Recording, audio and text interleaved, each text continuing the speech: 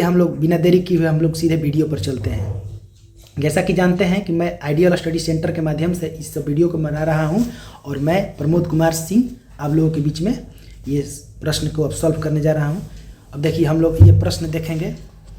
इसमें आप लोग मैंने कहा था कि अब जो मैं वीडियो बनाऊंगा उसमें पहले से मैं टिक नहीं लगाऊंगा और आप लोग के लिए भी अब समय दूंगा कि आप लोग उसको आंसर को सर्च करें कि उसका आंसर क्या होगा।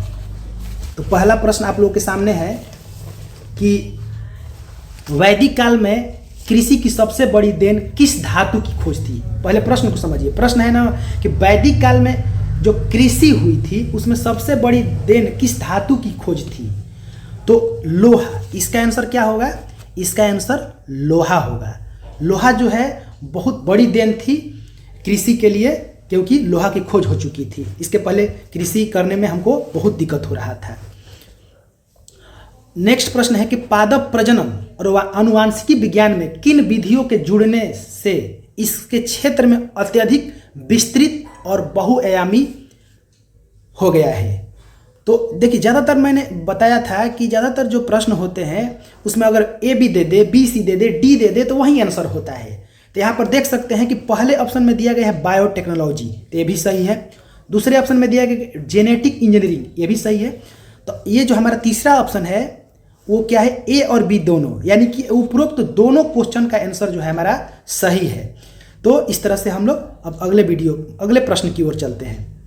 नेक्स्ट प्रश्न है कि विश्व भारती शांति निकेतन किस राज्य में स्थित है। तो शांति निकेतन के बारे में आप पहले से अवगत होंगे, अगर नहीं होंगे तो बता देते हैं कि शांति निकेतन ये रविंद्रनाथ टैगोर के द्वारा ये स्थापना किया गया था और इसकी स्थापना हुई थी 1921 में रविंद्रनाथ टैगोर के माध्यम से। और ये शांति निकेतन कहाँ है? तो पश्चिम बंगाल के बीरभूम जिला में है। तो समझ सकते हैं इसका आंसर क्या होगा, बताने की जरूरत नहीं है। तो क्या होगा इसका आंसर? पश्चिम बंगाल। कौन फसल बिहार के सभी कृषि जलवायु क्षेत्रों में पैदा की जाती है? तो ये जो फसल है जो है आप देख सकते हैं कि ये इसमें आप देखिए धान है, ईख है, तंबाकू है, चना है। तो क्या चना सभी जगह हो सकता है? तंबाकू सब जगह हो रहा है? तो नहीं, ये कह रहा है कि ये सभी कृषि जलवायु क्षेत्रों में पैदा की जाती है। तो धान जो हमारा फसल है ये सभी कृषि जलवायु क्षेत्रों में पैदा की जाती है। नेक्स्ट प्रश्न है कि अल्प प्रकाशपेक्षी पौधे का उदाहरण है। मतलब अल्प प्रकाशपेक्षी मतलब इनको बहुत कम जो है प्रकाश की आवश्यकता होती है। अल्प प्रकाशपेक्षी पौधे के उदाहरण है धान की पारंपरिक ऊंचे कद के प्रभेद। धान के पारंपरिक ऊंचे कद के प्रभेद। नेक्स्ट प्रश्न की ओर हम लोग चलते हैं। खड़ी फसल में मिट्टी में किए जाने वाले कर्षण कार्य को क्या कहा जाता है?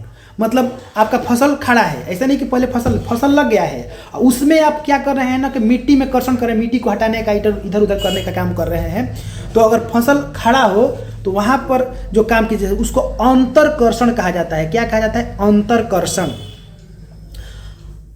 अगला प्रश्न है कि फसलों के बीज को बोने का सबसे सरल, सबसे सस्ता और सबसे पुराना तरीका क्या है? मतलब बीज हम कई तरीकों से बोते हैं, इसमें फसल को बीज को हम सबसे आसानी विधि से, सस्ता भी है और पुराना तरीका क्या है? तो ये है छिटकावा बुआई। आप लोग देखते होंगे बहुत सारे किसान क्या करते हैं, खेतों में जा करके और फसलों को इधर से उधर छींटते रहते हैं। जैसे मान लीजिए कि ये खेत है और यहाँ पर एक किसान भाई है, ठीक ना, और ये इसमें इनको दाना छींटना है। तो क्या करेंगे कि हाथ के माध्यम से पूरा फेंक देंगे। तो बताइए तो इसमें कितना मेहनत लगेगा? ये बहुत सरल काम है, सस्ता भी है, कोई मशीन भी नहीं लगा और सबसे पुराना तरीका है। तो आप समझ सकते हैं कि ये इसको छिटकावा बुआई मैंने छिटकने वाला बुआई है।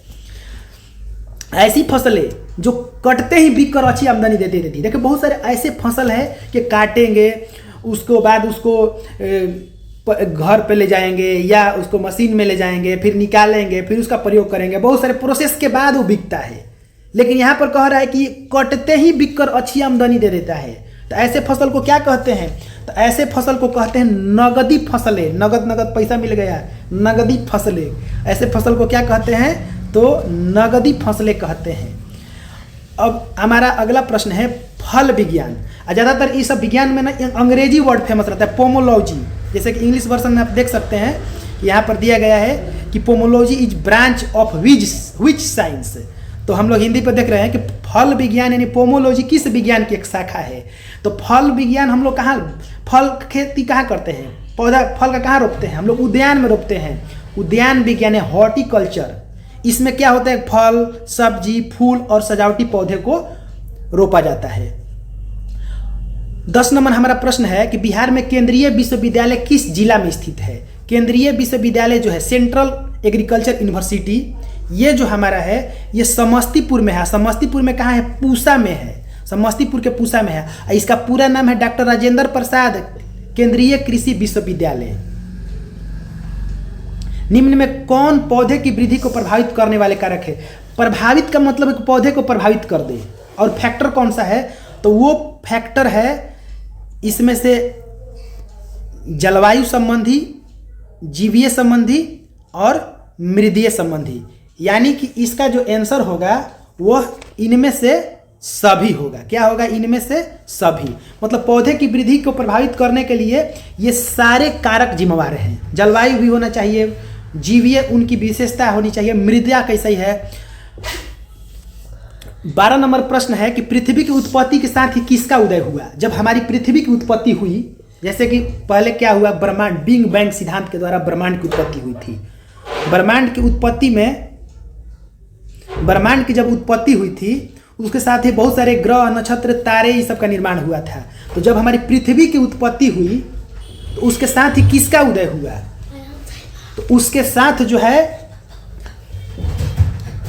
मतलब कि किसी का इसमें उदय नहीं हुआ था। यानी कि न तो इसमें मृदा की उत्पत्ति हुई थी, न भूमि की उत्पत्ति हुई थी, यानी कि इनमें से कोई नहीं। अब हम बताते हैं कि क्यों। इसका पहले आंसर जान ली, इसका आंसर होगा कोई नहीं। क्यों ऐसा हुआ, क्योंकि मृदा का निर्माण लाखों वर्षों में चट्टानों के अपक्षय और कार्बनिक पदार्थों के संचय के माध्यम के बाद में हुआ है। जब हमारी पृथ्वी की उत्पत्ति हुई तो पृथ्वी की उत्पत्ति होते ही मृदा और भूमि की उत्पत्ति नहीं हो गई थी, बल्कि लाखों वर्षों के बाद हुआ था। इसलिए इसका आंसर, बहुत सारे लोग मार देंगे मृदा कि पृथ्वी की उत्पत्ति हुआ साथ ही मृदा भी हो गया, भूमि भी था, नहीं। किस अंतः क्षेत्रीय मृदा में अपरदन अधिक होता है, तो अपरदन किस में अधिक होता है, तो अपरदन होता है हाइड्रोफार्मिक मृदा में।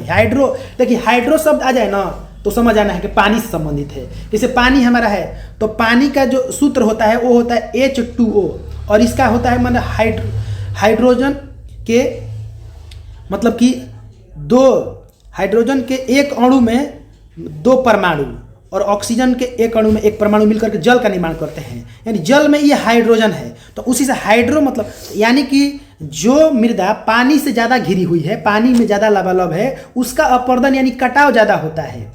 अब यहाँ पर अगले कुछ ऑप्शन पर भी विचार कर सकते हैं, जैसे हेलोफार्मिक मृदा। हेलोफार्मिक मृदा अगर हेलो लग गया तो नमक, हेलो भाई थोड़ा नमक दीजिए हमको, नमक कम है खाने में, हेलो, ठीक ना। तो हेलोफार्मिक मृदा जो है वह नमक वाली मृदा कहते हैं। और कैल्सी मतलब फार्मिक मतलब कैल्शियम, जो कैल्शियम युक्त मृदा हो, तो इसमें सबसे ज़्यादा कटाव किस में होगा, तो हाइड्रोफार्मिक मृदा में होगा। 7वां सन्निकटन मान क्या है, इसको 7वां सन्निकटन क्या है, तो 1960 में प्रकाशित संयुक्त राज्य कृषि विभाग USDA के द्वारा 7वां सन्निकटन जो था वह मृदा वर्गीकरण का बारे में बताया गया था। बिहार में मुख्यतः किस प्रकार की मृदा पाई जाती है। मृदा का मतलब मिट्टी होता है, तो बिहार में मुख्यतः जो है यहाँ पर बिहार में किस प्रकार की मृदा पाई जाती है, तो जलोढ़ मृदा पाई जाती है। बिहार में किस प्रकार की मृदा पाई जाती है, जलोढ़ मृदा। बिहार जो हमारा क्षेत्र है अधिकांश भाग जो है इंडो गंगा के मैदान का हिस्सा है। बिहार में मुख्य रूप से जो हमारी नदियाँ है गंगा नदी है, इसलिए मृदा में उपस्थित कौन सा जीवाणु अपनी ऊर्जा कार्बनिक पदार्थों से प्राप्त करता है, तो ये कौन सा जीवाणु जो है अपनी ऊर्जा कार्बनिक पदार्थों से प्राप्त करता है, तो ये जीवाणु है परपोषित जो जीवाणु होता है कार्बनिक पदार्थों से ऊर्जा प्राप्त करता है। कौन दलदली मृदा में वायु संचार बढ़ाते हैं, तो दलदली मृदा में वायु संचार बढ़ाते हैं नील हरित शैवाल, और नील हरित शैवाल को साइनोबैक्टीरिया भी कहा जाता है। यह नाइट्रोजन स्थिरीकरण के लिए बहुत ही जिम्मेवार माने जाते हैं। कौन पौधे के लिए मुख्य पोषक तत्व है? तो ये सभी पौधे के पोषक तत्व हैं, लेकिन हमको इसमें देखना है कि कौन मुख्य पोषक तत्व हैं। तो मुख्य पोषक तत्व कौन है? तो इनके सभी मुख्य पोषक तत्व हैं। नाइट्रोजन भी है, फास्फोरस भी है, पोटेशियम भी है, यानी कि सभी इसके मुख्य पोषक तत्व हैं। किस पोषक तत्व की कमी से फलीदार पौधे यानी फल वाले पौधे सहजीवी नाइट्रोजन स्थिरीकरण के लिए जड़ ग्रंथियों का निर्माण रुक जाता है? किसकी पोषक तत्वों की कमी हो जाएगी तो ये अपना जो है नाइट्रोजन स्थिरीकरण नहीं कर पाएंगे। तो ये बोरोन, अगर बोरोन की कमी हो जाएगी पोषक तत्वों की, तो ये सहजीवी नाइट्रोजन स्थिरीकरण का काम जो है रोक देते हैं। धान में किस फसल की कमी से खैरा रोग होता है? तो धान में किस फसल की कमी से खैरा रोग होता है? तो ये है जिंक। जिंक के कमी से धान में खैरा रोग होता है। कोई भी सब्जेक्ट खराब नहीं होता है, कोई विषय। और जनरल नॉलेज का क्या मतलब है? जनरल नॉलेज का मतलब है कि हर एक क्षेत्र का सामान्य जानकारी होना चाहिए, और किस विषय से कौन सा परीक्षा आ जाए, और हमारा जो ज्ञान होता है बचपन से लेकर के अब तक का जो भी हम सीखे हुए रहते हैं वो परीक्षा में हमको काम करता है। और कहाँ से कौन सा प्रश्न एग्जाम में आ जाए यह कहना मुश्किल है, क्योंकि परीक्षा का मतलब कि दूसरे का इच्छा। परीक्षा तैयारी तो हम अपने इच्छा से करते हैं, लेकिन परीक्षा हम दूसरे की इच्छा से देते हैं, और उसमें दूसरे की इच्छा से उसमें प्रश्न आते हैं। निम्न में कौन नत्रजन उर्वरक है? मतलब नत्रजन यहाँ लिखा है, नाइट्रोजन वाला बात क्या है कि नाइट्रोजन फर्टिलाइजर कौन है? नाइट्रोजन फर्टिलाइजर इसमें कौन है? तो इसमें यूरिया जो है नाइट्रोजन फर्टिलाइजर है।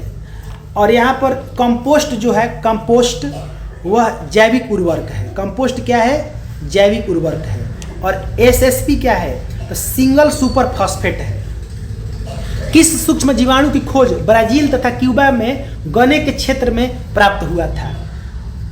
तो इसका आंसर बताइए क्या होगा, गेस कीजिए। एसिटोबैक्टर। इसका आंसर क्या होगा? एसिटोबैक्टर। अनुवांशिकी का जनक किसको कहा जाता है? अनुवांशिकी का जनक जो है किसको माना जाता है? गेस कीजिए। अनुवांशिकी का पिता कौन है? इसको आप लोगों को कमेंट सेक्शन में बताना है। ये बता देते हैं हिंट। 19वीं शताब्दी के मध्य में ये एक पौधे पर, खास किस्म के पौधे पर, मटर के पौधे पर इन्होंने इसका खोज किया था। तो अनुवांशिकी का जनक कौन है आपको बताना है, इसका जनक कौन है। मेंडल ने अपने किस प्रयोग में किस विषय का अत्यधिक उपयोग किया था? तो इसमें उन्होंने गणित विषय का उपयोग जो है अपने प्रयोग में किया था। जो मेंडल हैं ये जीव विज्ञानी थे, मौसम विज्ञानी और गणितज्ञ भी थे। मेंडल ने कुल कितनी वंश गति का अध्ययन किया था? तो मेंडल ने कुल 7 वंश गति का अध्ययन किया था। और इन्होंने 7 वंश गति किस आधार पर किया था? तो ये मटर के पौधे में बीज का आकार गोल है कि झुर्रीदार है, फूल का रंग और पौधे की ऊंचाई इत्यादि के आधार पर इन्होंने वंश गति का अध्ययन किया था। दो भिन्न लक्षणों वाले पौधे अथवा किस्मों में से एक के पराग कणों से दूसरे के पुष्प के पराग कण हो, उसे क्या कहते हैं? तो उसे हम कहते हैं संकरण। उसे क्या कहते हैं? संकरण कहते हैं। एक टेस्ट क्रॉस होता है। तो टेस्ट क्रॉस में क्या होता है? तो टेस्ट क्रॉस में F1 संकर और अप्रभावी समयुग्मजी के बीच संकरण होता है। वह क्रॉस जहां युग्मकों के स्रोत उलट दिए जाते हैं कहलाता है। यहां पर युग्मकों का स्रोत को उलट दिया जाता है तो क्या कहलाता है? तो ये कहलाता है व्युत्क्रम। देखिए हम लोग किसी चीज को उलट देते हैं तो क्या होता है? व्युत्क्रम उसको कहते हैं। तो व्युत्क्रम क्रॉस कहता है। इसमें एक क्रॉस में एक जनक नर और मादा को लेते हैं और फिर एक क्रॉस में क्या कर देते हैं? नर की जगह पर मादा और मादा की जगह पे नर कर देते हैं। शुद्ध लंबे तथा बौने पौधे के, एक हम शुद्ध लंबा पौधा ले लिए और एक बौना पौधा ले लिए, और दोनों का क्रॉस परागण के बाद F1 पीढ़ी के स्वपरागण किया गया तो परिणामी पौधे का जीनोटाइप कितने अनुपात में होगा? यहाँ पर F1 पीढ़ी के स्वपरागण, F1 पीढ़ी को हमने कैपिटल T और छोटा t किया है, और परिणामी पौधे को जीनोटाइप को F2 कहा है।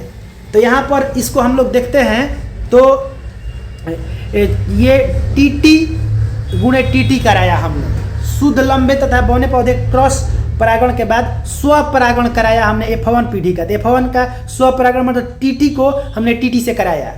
तो यहाँ पर जो हमें प्राप्त होगा वो दोनों कैपिटल टीटी, फिर एक कैपिटल टी और छोटा टी, और फिर दोनों छोटा टी। यानी कि यह जो बन रहा है, ये जो क्षेत्र बन रहा है 1:2:1 में बन रहा है। यानी समयुग्मजी लंबा, विषम युग्मजी लंबा और बौना। तो समयुग्मजी लंबा के लिए ये संकेत, विषम के लिए दोनों और बौना के लिए ये छोटा वाला टी, यानी कि छोटा टी बने बौना, इसका प्रयोग किया गया।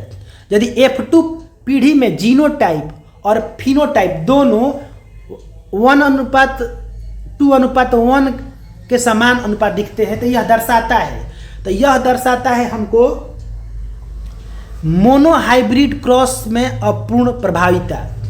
मोनोहाइब्रिड क्रॉस में अपूर्ण प्रभाविता दिखाता है, जहाँ पर मोनोहाइब्रिड क्रॉस का मतलब हुआ जीनोटाइप 1:2:1 और उसके बाद अपूर्ण प्रभाविता, इसको फिनोटाइप कहेंगे। फिनोटाइप 3:1।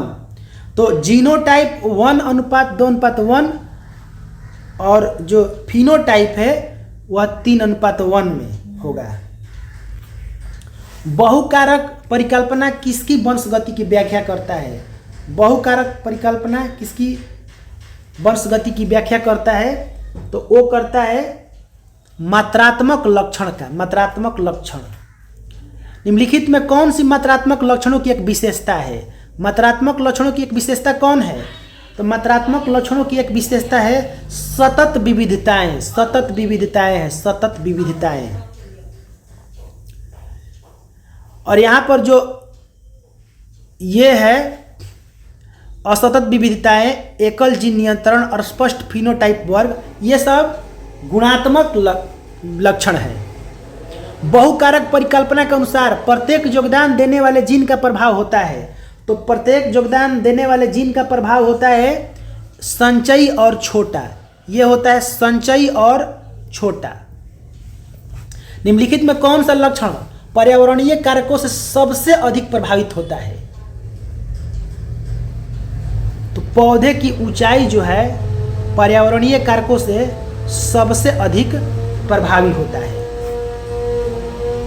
किसकी समष्टि में एक मात्रात्मक लक्षण में देखी गई विविधता का कारण होता है? तो इसका आंसर क्या होगा? इसका आंसर अनुवांशिक और पर्यावरणीय कारकों दोनों में मात्रात्मक लक्षण में देखी गई विविधता का कारण होता है। अवधारणा है कि कई जीन प्रत्येक एक छोटा प्रभाव होता है और एक मात्रात्मक लक्षण को नियंत्रित करता है। कई जीन होते हैं प्रत्येक का छोटा प्रभाव होता है और एक मात्रात्मक लक्षण को नियंत्रण करते हैं। तो एक कहलाती है, इसमें ये क्या कहलाएगी? तो बहुजीन वंशगीति कहलाएगी। भारत में अनाज उत्पादन की वृद्धि का मूल कारण क्या है? तो सबसे पहले जानिए कि अनाज उत्पादन वृद्धि को क्या कहते हैं। इसको हरित क्रांति कहते हैं और इसमें खास करके गेहूं और चावल का जो हुआ था उत्पादन में प्रमुख रूप से वृद्धि हुई थी। तो भारत में अनाज उत्पादन की वृद्धि का जो मेन कारण था वो था फसलों की उन्नत किस्में, यानी high yield variety of crops. 10 lakh से अधिक पौधे की प्रजातियों में से लगभग कितनी प्रजातियां कृषिकृत हुई? समझ सकते हैं कि पौधों की 10 लाख से भी अधिक प्रजातियां हैं, लेकिन कितने प्रजातियों का हमने खेती करना शुरू किया, कृषि कार्य करना शुरू किया? तो उसमें से केवल 5000। पूसा में सन 1905 में स्थापित इंपीरियल कृषि अनुसंधान संस्थान को 29 जुलाई 1936 ईस्वी में कहाँ स्थानांतरित किया गया? तो इसको नई दिल्ली में स्थानांतरित किया गया। इसको कहाँ स्थानांतरित किया गया? नई दिल्ली में किया गया। और इसका नाम क्या कर दिया गया वहाँ पे? तो इसका नाम कर दिया भारतीय कृषि अनुसंधान संस्थान, IARE, IARE कर दिया गया। Indian agriculture research institute. Bharat में कपास की पहली संकर किस्म का नाम क्या है? भारत में कपास की पहली संकर किस्म का नाम है H4, H4 नाम है। बौद्धिक संपदा अधिकार की सुरक्षा का मुख्य तरीका क्या है? तो बौद्धिक संपदा अधिकार की मुख्य सुरक्षा ये तीनों है। पेटेंट भी होगा, कॉपीराइट भी है, पादप प्रजनक अधिकार भी है, इसलिए इसका आंसर ये इनमें से सभी होगा। किसी प्रभेद का एक किस्म के रूप में विमोचन के लिए कितने स्तर की प्रक्रिया होती है? तो ये होती है 3 स्तर की प्रक्रिया होती है। किसी फसल की विमोचन की गई किस्म की अधिसूचना कृषि मंत्रालय भारत सरकार के किस अधिकारी के द्वारा की जाती है? तो यह किसी भी अधिकारी के द्वारा नहीं की जाती है। इनमें से जो ऑप्शन दिया गया है, इसमें से उप निदेशक उच्च उपज किस्में, संयुक्त निदेशक उप किस्में, निदेशक उच्च उपज किस्में, इसमें से किसी में ये नहीं की जाती है। इसका आंसर होगा इनमें से कोई नहीं होगा। और ये किसके द्वारा किया जाता है? तो केंद्रीय किस्म रिलीज समिति CBIC के द्वारा किया जाता है। निम्न में कौन प्रमाणित बीज का उत्पादन का चरण है? तो प्रमाणित बीज उत्पादन का चरण है इनमें से सभी। बीज उत्पादन, बीज संसाधन, बीज प्रमाणीकरण, इनमें से सभी होगा।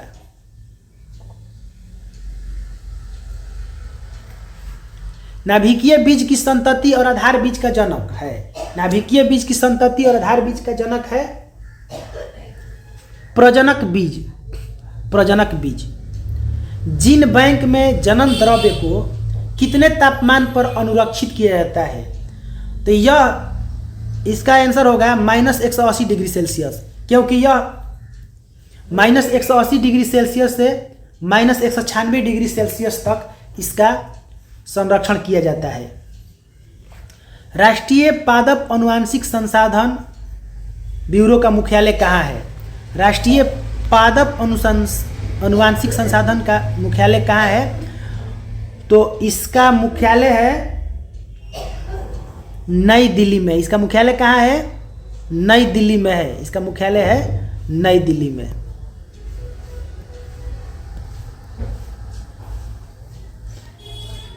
निम्न में कौन विट्रो तकनीक का एक वर्ग है?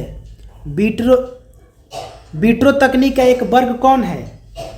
तो विट्रो तकनीक का एक वर्ग है भ्रूण संवर्धन, मेरिस्टेम संवर्धन, परागकोश एवं ऊतक संवर्धन, अर्थात इसका आंसर इनमें से सभी होगा। किसी भी जीव में लैंगिक प्रक्रिया के अलावा सीधे ही जीन के स्थानांतरण को क्या कहते हैं? अनुवांशिक रूपांतरण इसको कहते हैं, अनुवांशिक रूपांतरण। जब F1 पीढ़ी किसी लक्षण सामान्यतः उपज में अपने जनक से उत्कृष्ट होती है तो इस दशा को क्या कहते हैं? इस दशा को संकर ओज कहते हैं, संकर ओज। प्रभाविता परिकल्पना सर्वप्रथम किस वैज्ञानिक के द्वारा प्रस्तुत की गई? मेंडल के द्वारा प्रस्तुत की गई, मेंडल के द्वारा। पौधे की किसी प्रजाति को एक देश या स्थान से दूसरे देश या स्थान जहां वह पहले नहीं पाया जाता हो में ले जाकर उगाने को क्या कहते हैं? तो इसको कहते हैं पूरा स्थापन।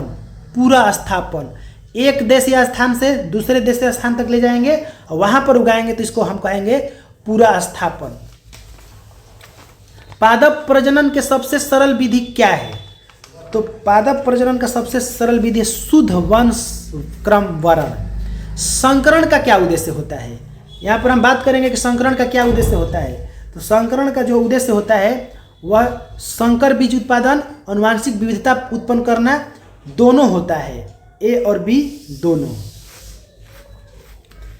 कौन रासायनिक उत्परिवर्जन के अंतर्गत उपयोग किया जाता है? तो ये ethylene amine, ethidium bromide, 5 bromo uracil. इसका आंसर सभी हो जाएगा, इनमें से सभी। कौन सुगुणिकता का प्रकार है? सुगुणिकता का प्रकार इसमें से कौन है? तो सुगुणिकता का प्रकार इसमें कौन है? तो ये है असुगुणित, बहुगुणित और पर बहुगुणित, यानी कि इनमें से सभी इसका आंसर होगा। कृषि से जुड़ी विभिन्न क्रियाओं को संपन्न करने के लिए यांत्रिक साधन को क्या कहते हैं? यांत्रिक साधन को क्या कहते हैं? तो यांत्रिक साधन को कहते हैं हम कृषि यंत्र। उसको क्या कहेंगे? हम कृषि यंत्र कहेंगे इसको, कृषि यंत्र। विभिन्न क्रियाओं को हम इससे संपन्न करते हैं। जिन खेतों में खरपतवार ज़्यादा उगते हैं, खरपतवार जिन खेतों में ज़्यादा उगते हैं उनको नष्ट करने के लिए किसका प्रयोग उपयुक्त होता है? तो उसको नष्ट करने के लिए मिट्टी पलट हल का उपयोग करते हैं। मिट्टी पलट हल, मिट्टी को हम लोग पलट देते हैं जिससे खरपतवार नष्ट हो जाते हैं। कौन सा हल का प्रचलन अब बंद हो गया है? शायद ही कहीं आपको अब देखने को मिले बैल चालित हल, अब लगभग इसका प्रचलन बंद हो गया है। मिट्टी पलट हल के उस भाग को क्या कहते हैं जिसमें अन्य भाग जुड़े होते हैं? तो इसको हम लोग दाब रोधी कहते हैं। मिट्टी पलट हल के उस भाग को हम क्या कहते हैं जिसमें अन्य भाग दाब रोधी। जैसे कोई ऐसे हल है और इसमें इस तरह से हर का फार लगा हुआ है, तो ये जो भाग होता है ये दाब रोधी का काम करता है। ये सब फार है। कल्टीवेटर किस प्रकार का भू परिष्करण कृषि यंत्र है? ये भूमि को परिष्करण करता है, यानी कि जो नाजायज पौधे हैं, खरपतवार हैं, उसको नष्ट करता है। तो ये एक तरह से द्वितीयक परिष्करण कृषि यंत्र है। द्वितीयक परिष्करण कल्टीवेटर। आप लोग कल्टीवेटर क्या होता है, कैसा होता है, इसको आप लोग देख सकते हैं। ये एक आधुनिक तकनीक का मशीन है जिसके द्वारा भूमि को परिष्करण किया जाता है। डिस्क हैरो का भाग है। तो डिस्क हैरो का भाग कौन है? तो डिस्क हैरो का भाग है गैंग। डिस्क हैरो का भाग कौन है? गैंग। तो आप याद कर सकते हैं कि जैसे ये जो चीज़ है मिट्टी पलट, दाब रोधी और हाथा, तो ये जो है हल या हाथ के औजार का हिस्सा है। निम्न में कौन द्वितीयक भू परिष्करण यंत्र है? तो द्वितीयक भू परिष्करण यंत्र इसमें कौन है?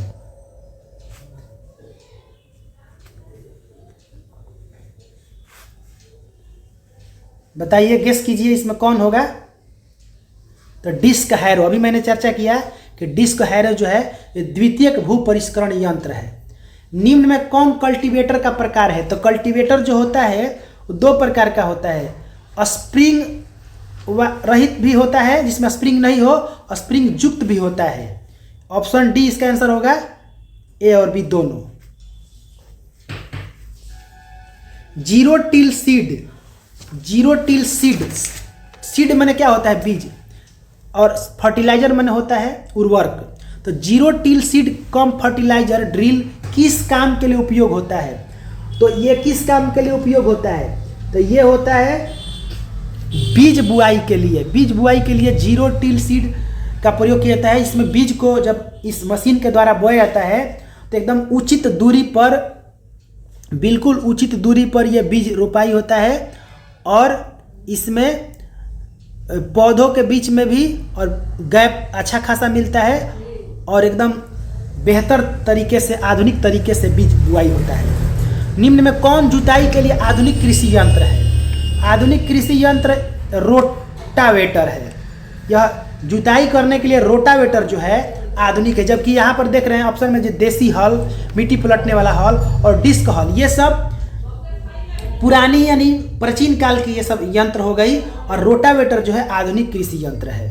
भारत में पावर टिलर में कितने अश्वशक्ति में उपलब्ध होते हैं? तो भारत में पावर टिलर जो होते हैं वो 9 से 15 अश्वशक्ति में उपलब्ध है। पावर टिलर में कितने पहिए लगे होते हैं? आमतौर पर पावर टिलर में दो पहिए लगे होते हैं, दो पहिए लगे होते हैं। पावर टिलर जो होता है आप देखे होंगे कि जैसे इस तरह से एक मशीन ट्रैक्टर के होता है, इसमें हाथा लगा रहता है, इसमें दो ट्रैक्टर लगे होते हैं और इसमें आगे हल लगा हुआ है और कोई आदमी ऐसे हाथ से पकड़ करके, या पीछे कहीं कहीं छोटा चक्का भी रहता है, लेकिन मुख्य रूप से दो चक्के ही पावर टिलर में आपको देखने को मिलेगा। ट्रैक्टर का चुनाव करते समय किस महत्वपूर्ण बात पर ध्यान देना चाहिए? तो हम कोई भी वस्तु खरीदने जाते हैं तो बहुत सारे बातों को हम लोग ध्यान देते हैं कि इसमें क्या है, क्या नहीं होना चाहिए। तो सबसे पहले उसमें हम लोग खेत का रकबा देखते हैं, स्पेयर्स और पार्ट की सुविधा हर जगह मिलनी चाहिए, परिचालन खर्च उसमें जो हम चलाएंगे उसको यूज करेंगे तो स्पेयर आएगा, उसका पार्ट आएगा, तो उसका खर्च कितना आएगा। इन सभी बातों को ध्यान में रख करके हम कोई भी ट्रैक्टर खरीदेंगे। किस कटाई यंत्र की कार्य क्षमता सबसे अधिक होती है? तो इसमें जो कंबाइन हार्वेस्टर आप देखते होंगे, इसकी क्षमता बहुत ज़्यादा होती है। पहले कैसे काटा जाता था? तो हाथ से काटा जाता था, मजदूर लगा करके काटा जाता था या खुद से लोग काटते थे।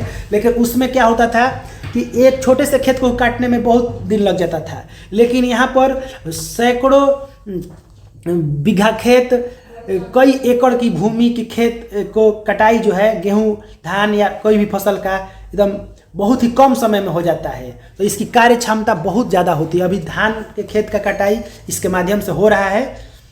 बाहरी दहन इंजन का उदाहरण कौन है? तो बाहरी दहन मतलब ऐसा इंजन जिसका दहन बाहर हो, तो इसका आंसर होगा भाप इंजन, स्टीम। 4 स्ट्रोक इंजन का तीसरा स्ट्रोक क्या है?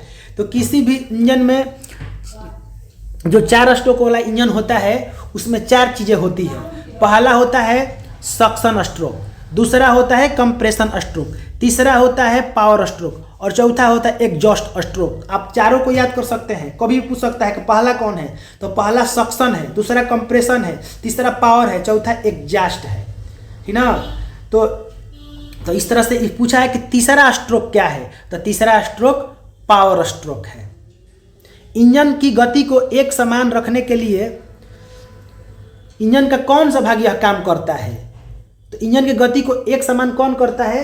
तो वो करता है गति पालक चक्र। गति पालक जो चक्र होता है इंजन के गति को एक समान रखता है। सीड ड्रिल से बीज बोने पर किसके बीज की दूरी नियत होती है? तो कोई भी अगर हम मशीन से बीज बोएंगे, अच्छे मशीन, आधुनिक तकनीक के मशीन से बीज बोएंगे, तो उसमें पौधे से पौधा के बीच में दूरी और पंक्ति से पंक्ति के बीच में दूरी भी अच्छी होगी। जैसे ये एग्जाम्पल में समझ सकते हैं, जैसे मान लीजिए कि ये खेत है और यहाँ पर आपको सीड ड्रिल से बीज रोपना है। तो पहले जैसे कि एक ये पंक्ति ये हो गया, ये पंक्ति ये हो गया और ये पंक्ति ये हो गया। अब इसमें पौधे जो लग रहे हैं बराबर दूरी पर लग रहे हैं, बराबर दूरी पर।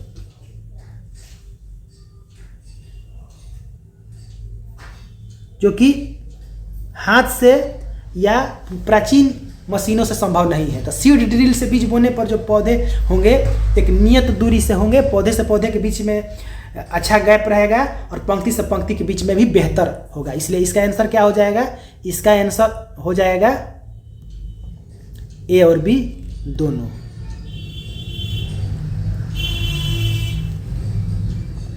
गजन पिन किसको जोड़ती है? तो गजन पिन जो होती है वो जोड़ती है पिस्टन और कनेक्टिंग रॉड को। पिस्टन और कनेक्टिंग रॉड को गजन पिन जोड़ती है। स्पार्क प्लग किस इंजन में लगे होते हैं? स्पार्क जो प्लग, हम लोग प्लग को प्लग कहते हैं, जो कि आप लोग देखे होंगे मोटरसाइकिल में प्लग लगता है, कभी कभी चालू नहीं होती तो हम लोग प्लग को चेंज करते हैं। तो स्पार्क प्लग जो होते हैं वो पेट्रोल इंजन में लगे होते हैं। स्पार्क प्लग जो होता है पेट्रोल में, जबकि डीजल इंजन में ये नहीं लगे होते हैं। इसका आंसर क्या होगा? Petrol engine. निम्न में कौन बीज बुआई की यांत्रिक विधि नहीं है? यांत्रिक मतलब मशीन से नहीं है। तो इसमें जो छिटकावा विधि है, मैंने पहले बताया, जैसे हाथ से लेकर के मनुष्य जैसे अपने हाथ के द्वारा ये ऐसे फेंका तो ये चारों ओर छिटका गया बीज। तो ये है छिटकावा विधि। इसमें मशीन का क्या जरूरत है? तो ये जो तकनीक है ये छिटकावा विधि यांत्रिक विधि नहीं है, यांत्रिक विधि ये नहीं है। जबकि डिबलर विधि, सीड ड्रिल विधि, कल्टीवेटर द्वारा, ये सब विधि जो है यांत्रिक विधि है। हडम्बा थ्रेसर किस कार्य के लिए प्रयोग किया जाता है? तो हडम्बा जो थ्रेसर है वो किस कार्य के लिए प्रयोग किया जाता है? तो हडम्बा थ्रेसर जो होता है मक्का दौनी के लिए प्रयोग किया जाता है, मक्का दौनी के लिए हडम्बा थ्रेसर का प्रयोग किस कार्य के लिए किया जाता है? मक्का दौनी के लिए। निम्न में कौन सी मशीन ओसाई कार्य के लिए उपयोग की जाती है? ओसाई का मतलब होता है कि जब फसल हमारा कट गया उसके साथ कुछ भूसे, उसे खरपतवार उसके साथ कुछ कुछ मिले रहते हैं, उसको साफ सुथरा अनाज प्राप्त करने के लिए जो विधि अपनाते हैं उसको हम लोग ओसाई कहते हैं। और ओसाई जो होता है वह ओसाई के कार्य करने के लिए विनोअर विधि, विनोअर का प्रयोग किया जाता है। प्लांटर में क्या प्लांट ये रोपेगा, सीड ड्रिल में बीज का बुआई करेगा। तो विनोअर जो मशीन है ओसाई का कार्य करता है। और इस का अंतिम जो प्रश्न है 80 नंबर, वो है कि फसल को बालियों से अनाज को अलग करने के वाले यंत्र को क्या कहते हैं? तो फसल की बालियों को अनाज से अलग करने के लिए जो हम थ्रेसर का प्रयोग करते हैं, थ्रेसर, और इसका नाम है थ्रेसर। इस तरह से हम देख सकते हैं कि फसल की बालियों को अनाज से अलग करने वाले यंत्र को हम क्या कहते हैं? थ्रेसर। इसी के साथ ये जो हमारा एग्रीकल्चर वाला प्रश्न का जो सेशन है समाप्त होता है, और मिलते हैं हम लोग नेक्स्ट वीडियो में। तब तक के लिए जय श्री कृष्णा, राधे राधे।